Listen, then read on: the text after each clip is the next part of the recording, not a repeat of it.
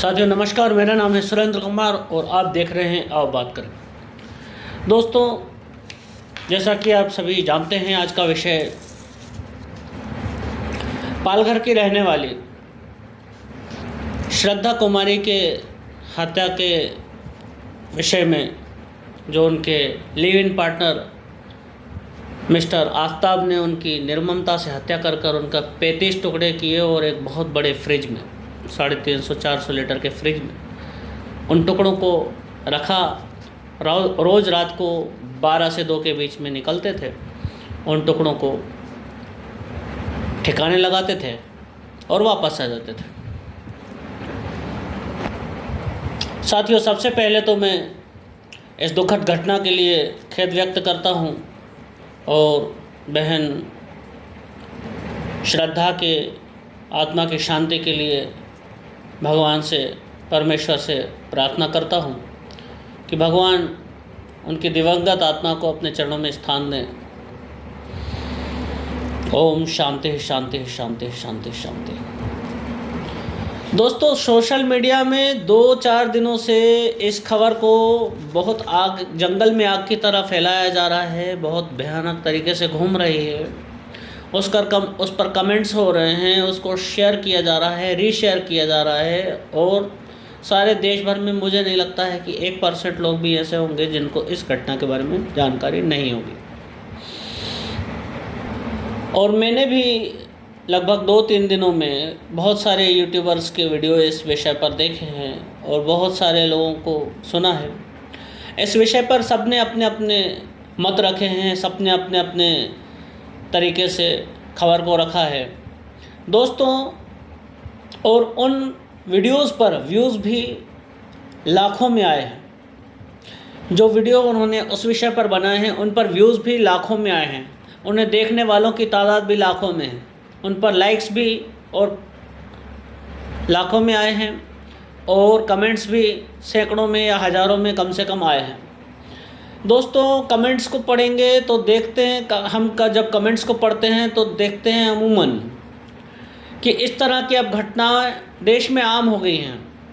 अब लोग इन घटनाओं के बारे में जब उनको जानकारी मिलती है तो वे जाहिर सी तौर से और कहते हैं कि हमें उस लड़की से कोई हमदर्दी नहीं है, वो मरने के लिए ही थी, उसका तो यही होना था, इस तरह की बातें करते हैं।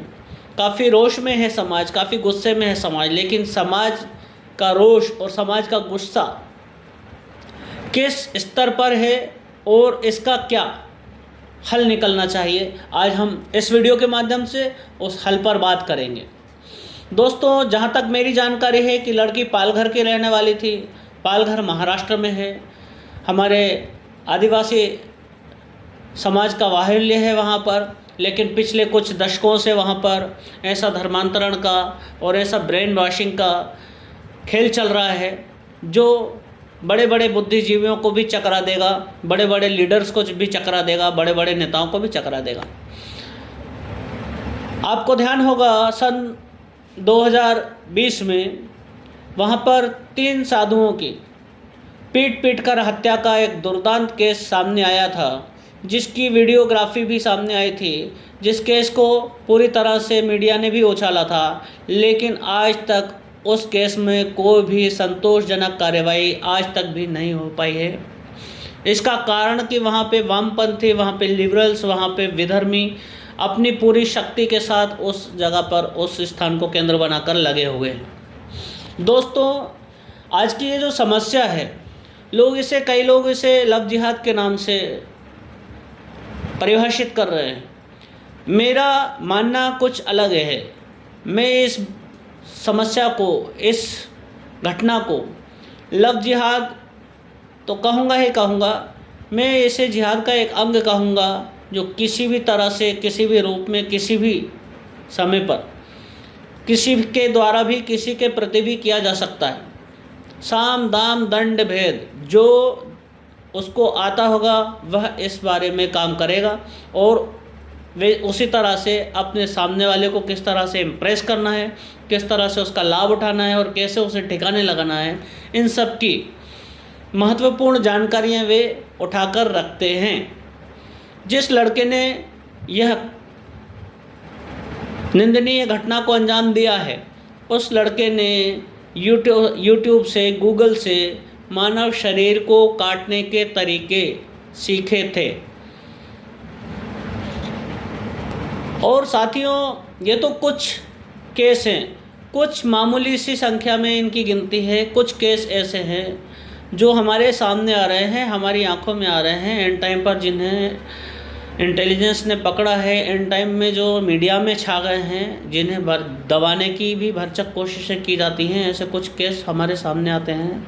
लेकिन सत्य यह है कि हमारे देश में, हमारे समाज में ऐसे केसों की भरमार है, जहां लोग लुभावने वादे करके भोले भाले लड़कियों को फंसा लेते हैं, उनका शारीरिक शोषण करते हैं, उनका ब्रेन वॉश करते हैं अपने घर के प्रति, अपने समाज के प्रति, अपने दोस्तों रिश्तेदारों के प्रति, और उन्हें ये अपने आप में सिद्ध करने की कोशिश करते हैं कि उनके सबसे बड़े हितैषी वे ही लोग हैं। और जब उनका काम निकल जाता है तब वे ऐसे लड़कियों को, ऐसे लोगों को अच्छी तरह से ठिकाने लगाकर उसका सबूत तक मिटा देते हैं। ये तो कुछ केस हैं जो हमारे सामने मीडिया के माध्यम से आ जाते हैं, सोशल मीडिया के माध्यम से आ जाते हैं, जिन्हें दबाने का पूरा प्रयास किया जाता है, लेकिन फिर भी वे दब नहीं पाते हैं। और नतीजा ये होता है कि समाज में एक रोष पैदा होता है, गुस्सा पैदा होता है। इस गुस्से का हमें सदुपयोग करना होगा, हमें इस गुस्से का, इस रोष का सदुपयोग करना होगा। आप ये सोच रहे होंगे कि मैं इस सदुपयोग से मेरा क्या आशय है। मैं इस सदुपयोग के बारे में बताता हूँ। दोस्तों, आपने विश्व के किसी भी ऐसे देश का आप नाम बता सकते हैं जिसमें बहुसंख्यक आबादी के ऊपर कोई दूसरी अल्पसंख्यक या बाहर से आई हुई आबादी जुल्म करती हो और बहुसंख्यक आबादी उस जुल्म के निदान के लिए कानून की सरकार से मांग करती हो। हमारे यहाँ, हमारे समाज में लोग अपने अपने स्तर पर इतने निकम्मे हो चुके हैं कि उन्हें सब काम सरकार से चाहिए, उन्हें हर सुरक्षा सरकार से चाहिए, उन्हें हर सुविधा सरकार से चाहिए। और वे क्या करेंगे? वे केवल इनकम टैक्स जमा करेंगे, 5 साल में एक बार वोट देकर आएंगे, बाकी जो करना है वो सरकार करेगी, जो करना है वो सुरक्षा एजेंसियां करेंगी, जो करना है वह सिस्टम करेगा। हमें समाज की इस मानसिकता को बदलना होगा।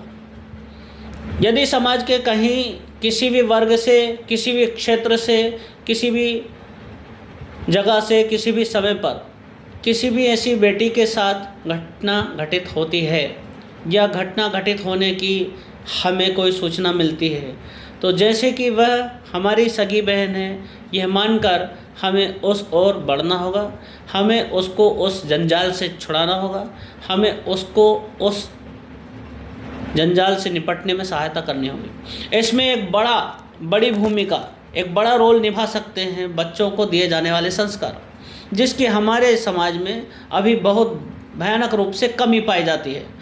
हमारे यहाँ लोग अपने बच्चों को मॉडर्न एजुकेशन तो देना चाहते हैं, लेकिन अपने धर्म के मूल से जोड़कर रखने की उन्हें आवश्यकता महसूस नहीं होती है, जिसका खामियाजा उन्हें उन बच्चों के बड़े होने के बाद देखने को मिलता है। जैसे कि बच्चे विवाहित हो जाते हैं और माँ बाप को सड़कों पर फेंक देते हैं, घर से निकाल देते हैं, प्रताड़ित करते हैं, उनका शोषण करते हैं या अपने परिवार को लेकर अलग हो जाते हैं। यह सब हमारे समाज के द्वारा हमारे बच्चों को हमारे धर्म के जो मूल संस्कार हैं उनसे वंचित रखने का एक फल है। मेरा ये मानना है कि हर मोहल्ले में, हर गांव में, हर तहसील के स्तर पर, हर जिला स्तर पर हमारे समाज के कुछ रिप्रेजेंटर्स के द्वारा क्षमा कीजिएगा, कुछ प्रतिनिधियों के द्वारा ऐसे छोटे छोटे समूह का निर्माण कराया जाए, जिनमें साप्ताहिक शालाएं लगाई जाए, जो हमारे बच्चों को हमारी संस्कृति को लेकर अवेयर करेंगे, हमारे शास्त्रों को लेकर अवेयर करेंगे, और हमारे समाज में जो छुआछूत है, जात पात है, इस तरह की छोटी छोटी बातें जो हमारे समाज को इनका बड़ा खामियाजा भोगना पड़ता है समय समय पर, उन सभी का निदान करने में वे लोग सहायक होंगे। मैं आज इस वीडियो के माध्यम से हमारे समाज के जो धर्मगुरु बनकर बैठे हैं, स्वयंभू धर्मगुरु, स्वघोषित धर्मगुरु, मैं उनको भी आज टटोलने की कोशिश करूंगा। मैं ये चाहता हूं कि हमारे जो अगुवाई करने वाले नेता हैं, हमारे जो धर्मगुरु हैं, वे होश में आए, क्योंकि ये एक घटना नहीं है जिसकी वजह से आज सारा समाज, सारा देश दहला हुआ है। ऐसी कई सारी सैकड़ों घटनाएं ऐसी हैं जो आज भी लाइट में नहीं आई हैं, आज भी किसी को इसके बारे में पता नहीं चला है। हमारे जो धर्मगुरु, जो हमारे चंदों पर पलते हैं, जो हमारे दान पर अपने ऐसी कमरों में बैठकर एक एक कुंटल के शरीर लेकर घूमते हैं, ऐसे धर्मगुरु जो अपने आप को हमारा अगवा नेता समझते हैं, ऐसे धर्मगुरुओं को अब फील्ड में उतरना होगा, समाज में खड़े होकर काम करना होगा। यदि इस समाज को भविष्य में देखना चाहते हैं तो इसे एकत्र करने का काम हमारे धर्मगुरुओं को करना ही होगा। साथियों, पिछले कुछ वर्षों से हमारे समाज में कुछ ऐसे कथावाचक आ गए थे, कुछ ऐसे वक्ता आ गए थे जिन्हें मैं धर्मगुरु नहीं कह सकूँगा, क्षमा कीजिएगा। मेरी दृष्टि में वे केवल मात्र एक वक्ता हैं, एक मोटिवेटर हैं, एक कथावाचक हैं, वे धर्मगुरु नहीं हैं, जिन्होंने हमारे समाज को यह विष पिलाया है कि सभी धर्म समान होते हैं। आप जानकर आपको ये हैरत होगी कि सनातनी समाज के अलावा किसी और समाज में कभी ऐसा किसी के भी बच्चों को कोई नहीं सिखाता है कि सभी धर्म समान होते हैं। दूसरी सभी मानसिकताएं अपने बच्चों को यही बताती हैं कि दूसरा आपसे नीचा है, दूसरे का धर्म, दूसरे की मान्यताएं, दूसरे की परंपराएं, दूसरे का दर्शन, दूसरे के शास्त्र आपके शास्त्रों के बराबर नहीं, दूसरे के इष्ट आपके इष्ट के बराबर नहीं, दूसरे की मान्यताएं आपकी मान्यताओं के बराबर नहीं, दूसरे के त्यौहार आपके त्योहारों की तरह महान नहीं। हम क्यों नहीं बताते? क्या कारण है? क्यों हमें सर्वधर्म समभाव का यह अफीम चटाई जाती है इन कथा वक्ताओं के द्वारा, इन मोटिवेशनल स्पीकर्स के द्वारा? हमें यह सूरत बदलनी होगी। हाँ, वर्तमान समय में कुछ धर्मगुरु सामने आए हैं, मैं उन सभी का अभिनंदन करता हूँ इस वीडियो के माध्यम से, और उन्हें उनके चरणों में एक ही प्रार्थना करता हूँ कि आप अपने अधीन ऐसे लोगों को तैयार कीजिए जो अपने धर्म का ज्ञान प्राप्त करके अपने आसपास के बच्चों को, अपने समाज के, अपने रिश्तेदारों के, अपने पड़ोसियों के, अपने दोस्तों के बच्चों को धर्म का ज्ञान दे, धर्म की सूक्ष्मताओं के बारे में समझाएं, धर्म की महानता के बारे में समझाएं, हमारे शास्त्रों का अर्थ समझाएं, शास्त्रार्थ कराएं, उनका गहन चिंतन कराएं, अध्ययन कराएं, तभी इस समस्या से समाधान मिल सकता है। अन्यथा आज एक केस है, सारा देश उससे गुस्से में है, क्या कर लोगे आप? क्या कर लोगे? आज हमारी मानसिकता ये है, हमारे सनातनी समाज की मानसिकता ये है कि आज का व्यक्ति सरकार से समाधान चाहता है, सिस्टम से समाधान चाहता है। यदि कोई उसके घर पे आकर पत्थर फेंकता है, वह पुलिस की तरफ देखता है। यदि उसे अपने यहाँ कुछ सुविधा उपलब्ध करवानी हो, कुछ ऐसी चीज़ें उपलब्ध करवानी हो जो सामूहिक प्रयासों से संभव हैं, वह सरकार की तरफ देखता है। यदि उसे न्याय चाहिए हो, वह सरकार पे, सिस्टम पे दबाव नहीं बनाना चाहता है संवैधानिक तरीके से, वह सरकार की तरफ देखता है। सोचता है मैं अकेला क्या कर सकता हूँ। यदि आप अकेले कुछ नहीं कर सकते हो तो आपको गुस्सा जाहिर करने का भी अधिकार नहीं है। साथियों, दूसरे समुदायों के अंदर, दूसरी मान्यताओं के अंदर, दूसरी परंपराओं के अंदर यदि एक व्यक्ति लौटकर घर वापसी करता है, घर वापसी मीन्स अपनी आस्था को वापस सनातन में स्थापित करने की कोशिश करता है, प्रयास करता है, तो उसके पड़ोसी, उसके रिश्तेदार, उसके सगे संबंधी, उसके दोस्त उस पर ऐसा दबाव बनाते हैं कि वापस उसे अपनी मान्यता में वापस जाना होता है। लेकिन यह दबाव, यह तटस्थता, यह चपलता सनातनी समाज में कहीं नहीं दिखती। यदि एक व्यक्ति, एक घर में 4 लोग हैं, चारों लोगों की सोच अलग अलग हैं, चारों लोगों के विचार अलग अलग हैं, ऐसे बिखरे हुए सनातनी समाज को आप एकता के सूत्र में कैसे पिरोगे? आप एकता के सूत्र में कैसे बांध सकते हो? इसका एकमात्र उपाय है धर्म का पालन करना, धर्म को फॉलो करना, अपने बच्चों तक धर्म की कही हुई बातें पहुंचाना। इसके अलावा आपके पास कोई चारा नहीं है। पिछले 1100-1200 वर्षों से भारत देश में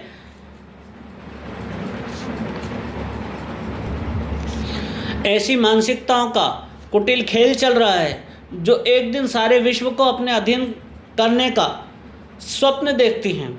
सारे विश्व को अपने अधीन करने का सपना उन्होंने संजोया हुआ है और उनको पालन करने वाला, उनके मार्ग पर चलने वाला एक एक व्यक्ति अपने जीवन में पूर्ण रूप से उस विषय पर, उस रोड मैप पर काम करने के लिए पूरी तरह से उत्तरदायी है। लेकिन हमें अपने परिवार में, अपने बच्चों में, अपने बच्चे की मानसिकता पर, अपने बच्चों के पालन पोषण पर ध्यान देने की फुर्सत नहीं है। ये हमारे लिए एक बहुत ही निराशा की बात है, बहुत ही ज़्यादा शर्म की बात है। यदि हमारे बच्चों में हम संस्कार देने में असमर्थ रहे तो कोई भी व्यक्ति आकर उसे अपनी परंपरा, अपनी चिंतन, अपनी विचारधारा उसे आराम से सिखा सकता है और आप हाथ पर हाथ धरे बैठ सकते हैं। आप कानून की तरफ ताक सकते हैं, आप सरकारों से कानून बनाने के लिए कह सकते हैं, लेकिन आपको मदद करने कोई नहीं आएगा। जो कश्मीर सुबह सुबह शंखनादों से गूंजता था, आज वहाँ शंख बजाने वाले के को चुन चुन कर गोली मार दी जाती है। कहाँ गया सिस्टम? कहाँ गई सरकारें? कौन खा गया उन हिंदुओं को वहाँ से? कौन खा गया उन सनातनियों को वहाँ से? किसने हटाया उन्हें वहाँ से? उसी चिंतन ने, जो चिंतन एक दिन सारे विश्व को अपने आधिपत्य के अंतर्गत लेना चाहता है। वह पश्चिम बंगाल जहाँ का मुख्य त्यौहार किसी समय दुर्गा पूजा हुआ करती थी, नवरात्रि पूजा हुआ करते थे, वहाँ का मुख्य त्यौहार मुहर्रम हो गया है। किस वजह से हो गया है? हमारी किस लापरवाही ने वैसा किया है? हमारी किस कर्तव्य विमूढ़ता का वह शिकार हुआ है? वह पश्चिम बंगाल जहाँ का मुख्य त्यौहार दुर्गा पूजा हुआ करती थी, जहाँ का मुख्य त्यौहार नवरात्रि पूजा हुआ करती थी, कहाँ गए वे लोग जो नवरात्रि मनाते थे? कहाँ गए वे लोग जो दुर्गा माता की पूजा करते थे? कौन खा गया उन्हें? इसका जवाब है आपके पास। वह केरल जहाँ पे श्रीमद् आद्य शंकराचार्य का प्राकट्य हुआ, वह केरल जहाँ पे विश्व के अधिकतर महानतम ग्रंथों की रचना हुई है, वह केरल आज वामपंथ का गढ़ बना हुआ है। वह केरल आज जिहाद का गढ़ बना हुआ है। कहाँ गए वे लोग जो सनातनी परंपराओं को मानते थे, जो सनातनी विचारधाराओं पे चलते थे? कौन खा गया उन्हें? हमारी यही कर्तव्य विमूढ़ता खा गई है, हमारी यही लापरवाही खा गई है, हमारी यही निर्लज्जता खा गई है। साथियों, हमें समय है, अभी बढ़ना होगा, अभी जागना होगा, अवेयर होना होगा। यदि हम अपने समाज का कुछ भला करना चाहते हैं तो सबसे पहले हमें अपना भला करने के लिए प्रयासरत होना होगा, प्रयत्नरत होना होगा। यदि इस चिंतन से बचना चाहते हो तो अपने बच्चों में, अपने परिवार में, अपने समाज में धर्म का प्रचार होना चाहिए। हमारी सबकी जिम्मेदारी है।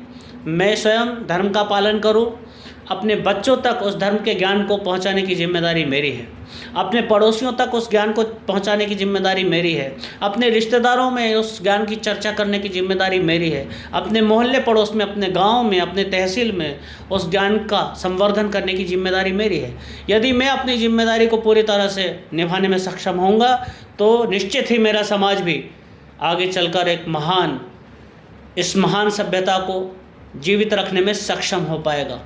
इसी आशा के साथ कि मेरा ये आह्वान आप सभी को समझ में आया होगा, तो कृपया करके इस वीडियो को अधिक से अधिक लोगों तक पहुंचाइए। इसे लाइक करें ना करें, इस पर कमेंट्स करें या ना करें, लेकिन इसे शेयर अवश्य करना। दोस्तों, अभी नहीं तो कभी नहीं, यह मानसिकता इससे पहले कि आपके दरवाजे पर आकर आपका दरवाज़ा तोड़े, आप इस मानसिकता को जड़ से उखाड़ फेंकिए। ये आपका नैतिक कर्तव्य है, सामाजिक कर्तव्य है, ये आपकी जिम्मेदारी है। देख लीजिए स्पेन को, वहाँ पे क्या हाल हुआ था। स्पेन के बारे में आपको जानकारी नहीं होगी तो मैं बताता हूँ। स्पेन में एक एक व्यक्ति को पकड़कर वापस घर वापसी करवाई गई, तब जाकर स्पेन में आज शांति है। नहीं तो वहाँ पर इन लोगों ने क्या हाल किए थे उसके बारे में मैं अधिक कुछ नहीं बताऊँगा, आप स्वयं गूगल कर लेना। धन्यवाद। जय श्री राम। भगवान बहन श्रद्धा को की दिवंगत आत्मा को अपने चरणों में स्थान दें, उनकी दिवंगत आत्मा को शांति दें, शांति प्रदान करें, इसी आशा के साथ विदा चाहता हूँ। जय श्री राम।